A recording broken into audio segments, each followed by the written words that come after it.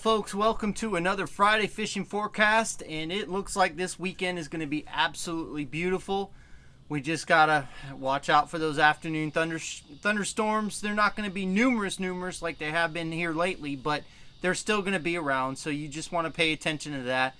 It's going to be hot, of course. We're still in that hot time of year, but I think we're going to get closer to start cooling down. Hopefully in about another month or so we'll start to see some cooler days. When we say cooler, maybe the mid to upper 80s instead of 95 degrees. But anyway, this weekend's tides are going to be slow, so I think it's going to be very conducive for grouper and snapper, especially the snapper. The snapper bite has been unbelievable. Sorry, there's a bug flying around here. Has been awesome. I've seen multiple reports of people catching 20 plus inch snapper, so that's a really good sign. It's a really good thing. I think that the snapper are biting so well that the grouper just can't get to the baits. Now I went out last week and did quite well on the grouper inside the bay, so there's definitely grouper there. I think if you have the right type of bait that day, it didn't matter. So it's just a matter of finding those fish, and hopefully you took away from that video, how to read your side imaging, how to read your sonar, how to read the relief shading if you have it.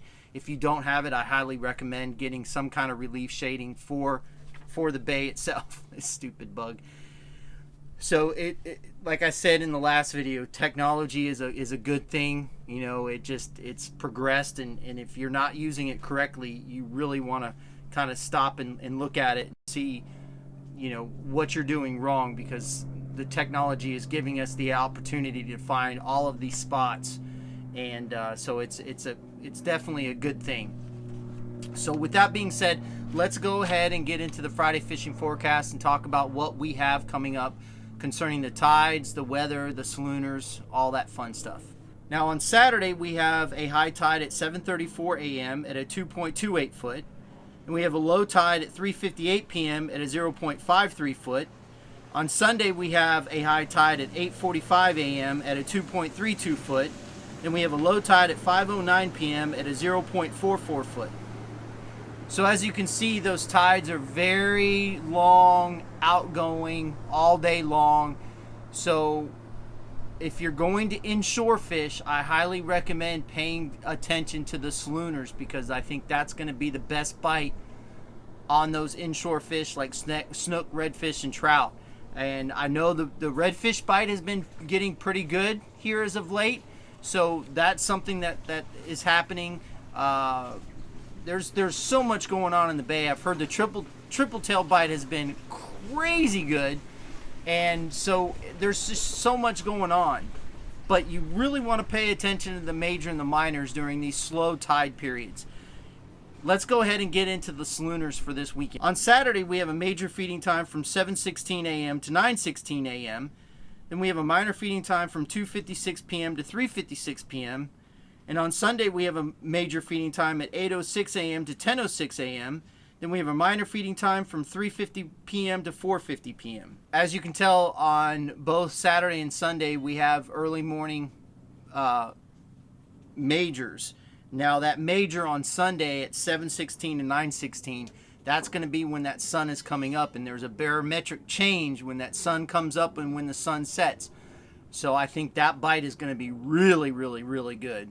So if you can be on your spot during that time, I definitely recommend being out there, because I think that major feeding time in the morning, especially on Saturday, is going to be really, really good. Again, I want to say thank you to everybody that's been sending in pictures for the top catches. I'm getting inundated by a lot of pictures, so thank you very much for that. If you don't see your picture up this week, you'll see it up next week, so on and so forth. So let's go ahead and get into the top catches for this week. In this first pick, we have Dan the Fishman with a couple of real nice black drum fishing the local bridges. Now, Dan has his own YouTube channel, which is really good. He's an up-and-coming YouTuber. The YouTube name is Dan the Fishman. I've already talked to him about going fishing together, doing a collab. I like to try to help younger channels because I know how hard it is to grow your YouTube channel. So we're going to get together with him. We've got some obligations to take care of before that, but we will be getting together with him and taking him out fishing. Now in this next picture, we have Ron Schmidt with some grouper, triple tail, and hogfish. His friend Boise was visiting from Nevada and has never fished in saltwater before. They caught the gag trolling the boulder fields in the bay, and the hogfish was landed 11 miles offshore and 50 feet using a mud crab as bait. They caught numerous triple tail in the bay with our slacker jigs on dead thread fins. In this last picture, this is Mitch Stone with a stud yellowfin caught freelining in the Gulf. Again, folks, thank you so much for sending in those pictures. I hope you have a great weekend. Like I said, just pay attention to the skies for the storms, but I think overall the fishing's going to be really good. Bring enough to drink to keep yourself hydrated. Fish more, catch more, and we'll see you on the flip side.